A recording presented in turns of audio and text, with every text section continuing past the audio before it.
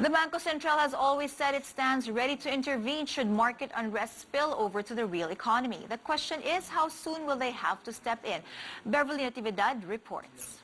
A BloombergTV Philippines survey showed 8 of 11 economists polled say policymakers will likely hike overnight rates by at least 25 basis points between June to December, with 3 of them betting it will happen in the third quarter, and another 2 saying it could be pushed back to 2017.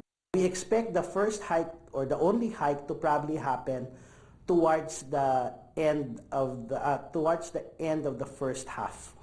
So mga early part of the second half, more or less, no.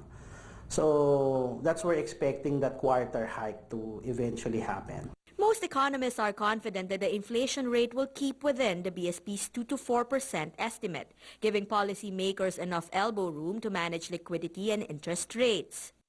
But there are risks ahead, like the May elections and the projected U.S. Fed rate hikes, which will eventually call for the BSP's intervention to ensure local prices are stable and funds will stay onshore. Still healthy.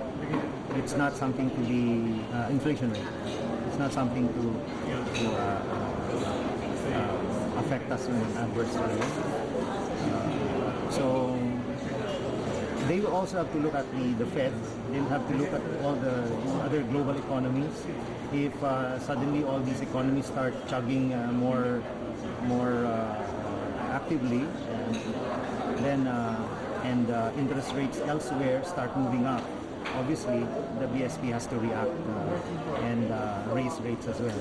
At any rate, the forecast 25 basis point BSP rate hike won't hurt economic prospects. At a certain point, definitely the economy will be impacted because it will be very expensive for companies to borrow, you know?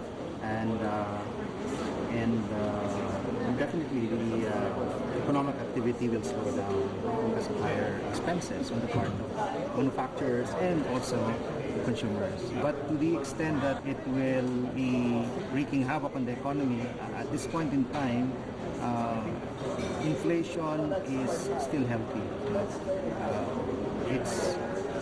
It has to be, an economy has to have inflation in order for it to move and progress. The BSP last increased rates in September 2014 by 25 basis points to stem a speedy rise in consumer prices. This time around, the pressure is to prevent a capital flight with the anticipated Fed rate hikes.